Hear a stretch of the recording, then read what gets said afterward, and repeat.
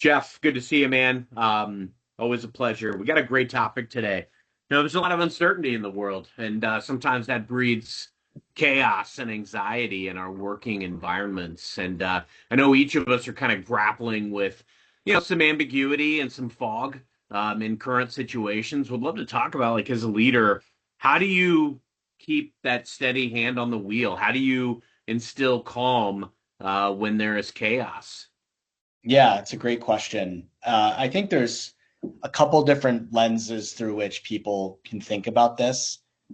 The one that is the immediate that comes to mind is through the lens of whatever you're focused on, your work, right? And there's obviously circumstances there that you need to think about.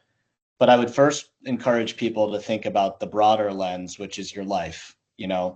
And I think at the end of the day, we all, not to sound overly philosophical, but we all have this tendency to focus on whatever's right in front of us, right? And it could be anything. It could be something with an argument with a family member. It could be something that went bad at work or whatever. But when you detach from those things and you really zoom out and look at the big picture, it's often a lot easier to feel a lot better. I kind of make a joke even to some of the folks on my sales team that we're all specks of dust in the universe and none of this matters anyway. And as much as it is a joke, it's also kind of true. The grand scheme of things, when we can kind of minimize our importance and how much importance we place on these things, you actually start to feel a lot better. And at the end of the day, the question is, in my life, do I have the things that I really need? For me, it's my wife, it's my daughter, it's my home, right? These are the things that I really value at the end of the day. And even in a catastrophic circumstance, if other things went south in my life, would I still have these things? Would I still have the support that I need? Would I still have the love that I have for my family, my friends, and things like that? The answer to that question is yes. Then that should immediately help, right? And so that's first and foremost. Like, am I taking care of what's at home? Am I taking care of what truly matters?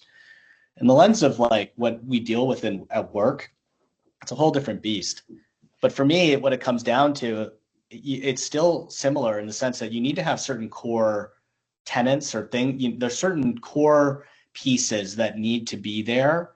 And the question is really binary. It's, do you have those core pieces or not? Do you have leadership you can count on?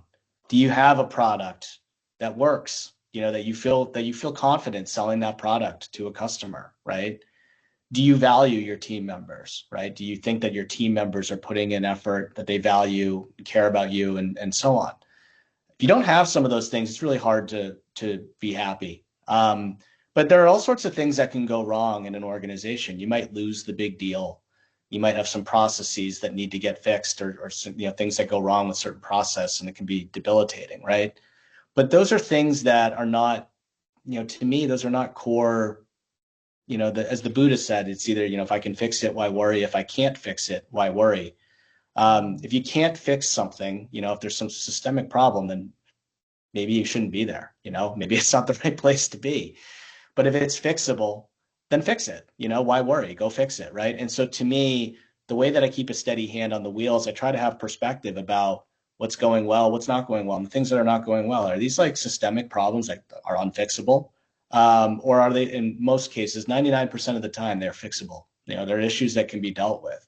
And so for me, that's where it comes from. You need to have perspective. And I think where a lot of times that perspective comes from is just being in a lot of different places and um, seeing what it's, going through adversity in places and coming out the other side of it gives you perspective. I've been in a startup that was a month away from running out of money, and then we got acquired eventually. Like years later, we actually ended up being acquired. A nice outcome for everybody.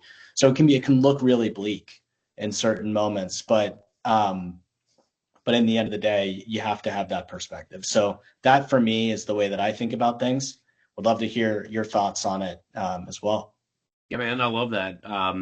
I wrote an article recently that, we are one of 117 billion people that have lived in the history of humanity. And so, like, everything's been done, it's happened before. And to your point, like, we're a grain of sand. And so, like, I try to, personally realize sometimes the relative insignificance of the thing that other people tell me is on fire. Like fear is learned.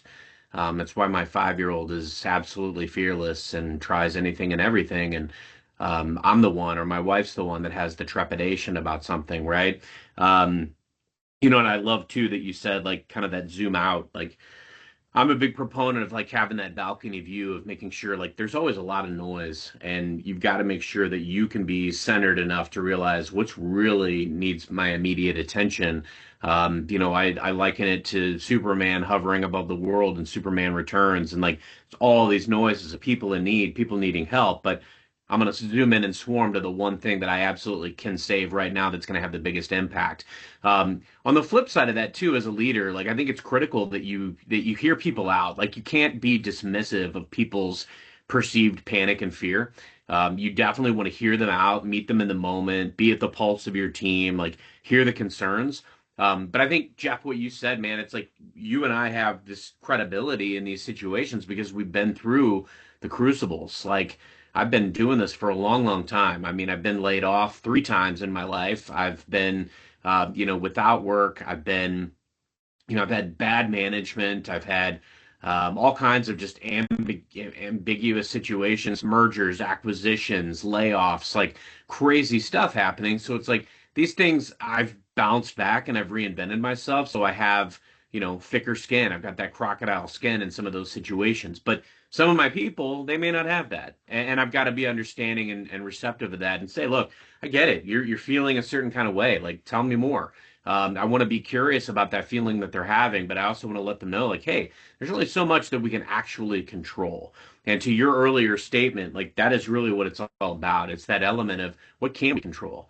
And yeah, you're right. I mean, there may be a situation where we could get laid off, or something may completely shift in how we sell this product to this industry, or whatever that looks like. But I'm a big believer that if you sit in the pain with your customer or with your team or your colleague or whomever, if you can do that, they will walk with you in the sun. Like when things are positive and great and you've been in the crucible with your team, they believe in you, they trust you, they will follow you.